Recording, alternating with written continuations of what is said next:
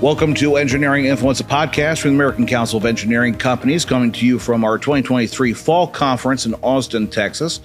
Today, we're kicking off our series of general sessions, and to start off the morning, bright and early at 8 a.m. with a pretty heavy topic, talking about kind of the death of neoliberalism, and hopefully not the case.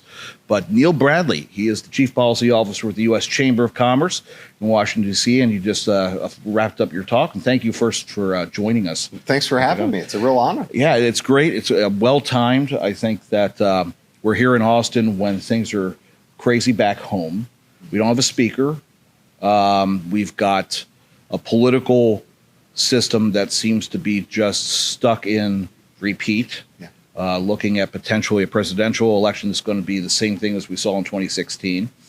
And we have a growing partisan divide. And something that you talked about today was how that 50-year span of from laissez-faire to New Deal, from New Deal to kind of a consensus on neoliberal trade policies, economic policies, we're entering into a new phase. Can you go in a little bit about, how you see that happening? Yeah, and just to set the table a little bit, if you go back from the 1930s to the mid-1970s, the common wisdom was that we needed a more activist, interventionist government to manage markets, to direct companies, to really help orient and direct the economy. And so that led to things like price controls. It led to real restrictions on how businesses could operate and how they could compete. It also led to really high tax rates, punitively high tax rates. And the overall approach was one that's just said, we just can't trust markets and competition. That was replaced really by this kind of groundswell of a bipartisan movement that said, you know what, we want to empower businesses and entrepreneurs and markets. And we're going to let competition decide the allocation. We're going to let competition decide prices. That's called neoliberalism. It's a kind of a throwback to classical liberalism, the idea of a more limited government, of greater freedom for individuals and businesses to operate. That is now under attack, not just from the progressive left, but also the populist right, who want to, for often very different reasons, see a much more interventionist government. And, it used to be, okay, with the New Deal, as, going into that, you looked, okay, it was Keynesian. And then it was going to be replaced by something a little bit more. Milton Friedman, Hayek, free markets, let competition work. But where we are right now, it seems like you have the progressive left on one side. You've got the kind of protectionist right on the other. But it's not back to Keynes, to John Maynard Keynes. It's something else. It's something new, and you should always that old adage where the circle where the two lines meet up. What you really have to be worried about is where this kind of government intervention gets embraced from both the left and the right. Exactly. And, listen, you're starting to see some of that today. You're starting to see some of that. And labor policy and unionization. You're definitely seeing it already on trade. You're seeing it increasingly on tax policy, not so much in terms of where people want tax policy to go, but not being willing to fight for tax policy that is pro-growth. And it seems as though it's you're right, because it's even with the current auto worker strike going on right now, you see President Biden going to the strike line, but then you see Republicans coming to the strike line too. The messages that they're sharing are pretty interlinked. They are. And you made the point of saying, well, it's one thing to have a couple of think tanks come out with some ideas, but you're seeing what used to be traditional, for example, heritage. But I remember when I was still on the Hill, Heritage Action kind of pivoted. And they took some approaches that were kind of like, well, this is not exactly market-based. This is a little bit more at the heavy hand of government controlling exactly what markets do. What's the concern from the Chamber's point of view of this growing past the kind of I guess, small, you have the Progressive Caucus, of course, in the House Democrats, and you have the Freedom Caucus on the right-hand side. But do you think it's going to grow into the middle? Well, I think that's what we're concerned about, right? Is that you begin to see that the traditional kind of guardrails that have protected free enterprise, guardrails on the Democratic and on the Republican side, are giving way.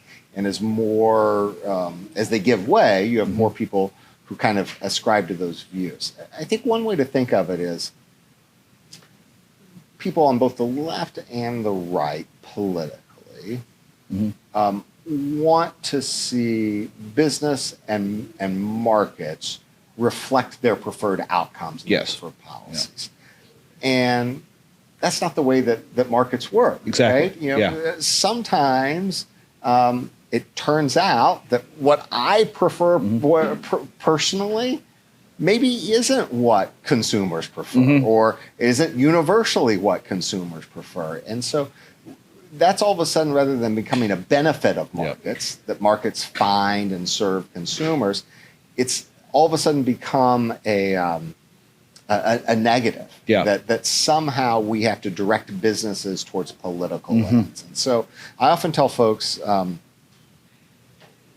I like Coke products. When I was growing up, Coke introduced New Coke. New Coke was horrendous. It was awful. I mean, it was insane that they destroyed a 100-year-old brand by introducing this stuff that nobody liked. But I never thought once for a second that it was somehow the role of government to preserve classic Coke. Exactly. It was a role for markets. And, it turned out that lots of people like me didn't like New Coke. And it went away. Just like Crystal Pepsi, just like every other attempt at a new product. And so markets work. Now, they don't always work to my preferred outcomes. I see companies all the time who are doing things that I'm like, gosh, I personally don't agree with that. But I trust in markets to make those decisions, not government. Not government. Now, one of the issues, of course, that we're talking about a lot here, and it's going to be a focus when we come back and start advocating after the conference's R&D, the 5-year amortization requirement. And you made a good point, for those who don't watch The Hill as closely as we do, things happen. Policy is passed with the tentative tacit agreement that, hey, this isn't going to work, but we're going to address it when it comes back around. We got to do it to get the agreement to make this happen, right?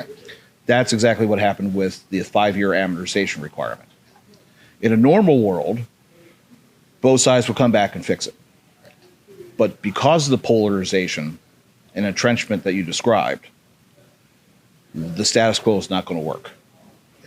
And what can people out there, our members, business owners, chamber members, how should they approach this in this new environment to try to get this bad policy fixed? Let me double down on how we got to this point, right? So 2017, not that long ago, 6 years ago, wherein this policy was put in place with a delayed effective date. And it was done because they were trying to make some budget numbers work, given the budgetary process on Capitol Hill. With the full acknowledgement from Republicans and Democrats that no one actually wanted it to take effect, that everyone agreed it was bad policy and that we would fix it later. And I think that was actually a reasonable conclusion in 2017. But it shows you how quickly the world is shifting, that we're now in a place in which frankly, Democrats look at it, and it's not that they're opposed to fixing it, but they don't want to fix it until these other priorities they're not addressed. Incentivized to do it. And on the Republican side, they look at it and say, well, I'd like it fixed too, but I'm not really willing to negotiate something significant to get the support that's necessary in divided government to get it done. So what's happened is it's not that anyone now thinks it's good policy. They're just not focused enough or they're not prioritizing it enough to actually do the work to make it happen, get it done. Which leads to your question, what can we do?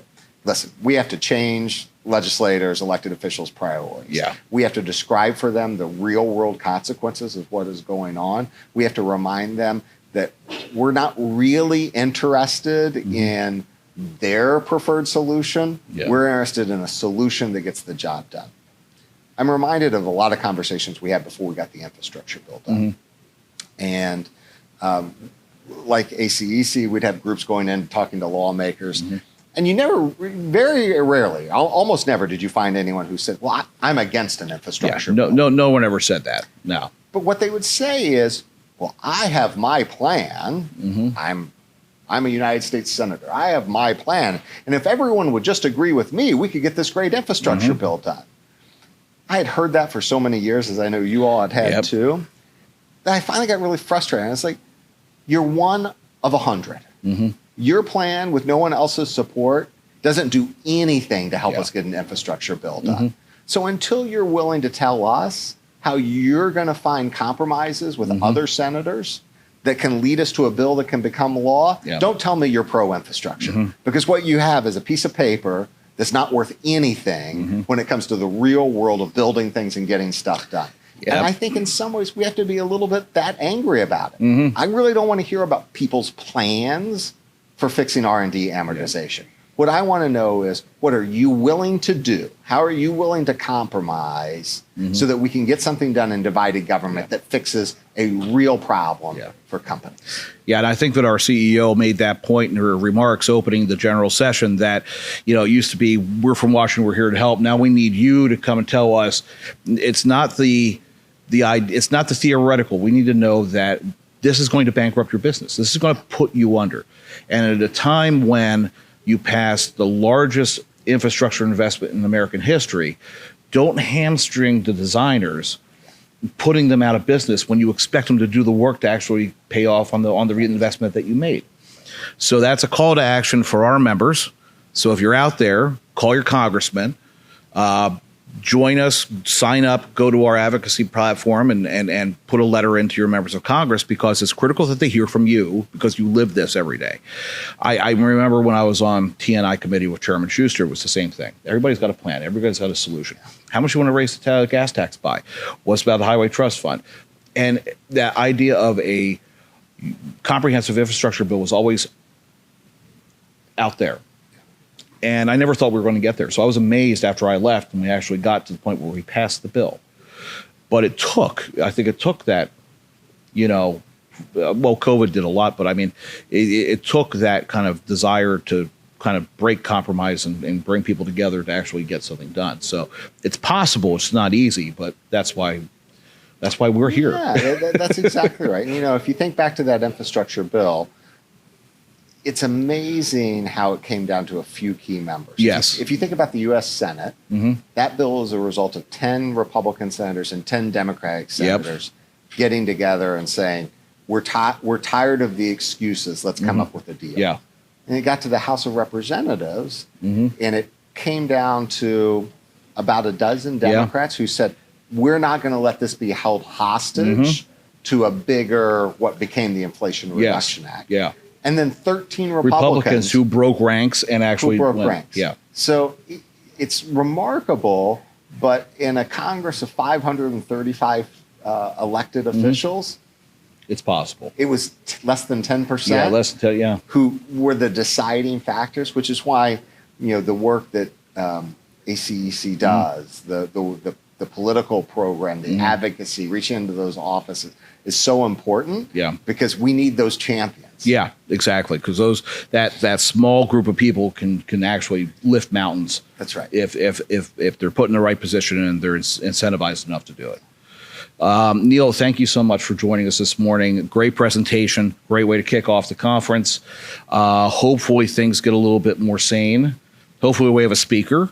That would be nice. But it's going to be an interesting October and November in Washington. I suspect it's going to be an interesting few years. Yes, exactly. So again, this has been Engineering Influence, a podcast from the American Council of Engineering Companies. We'll see you next time.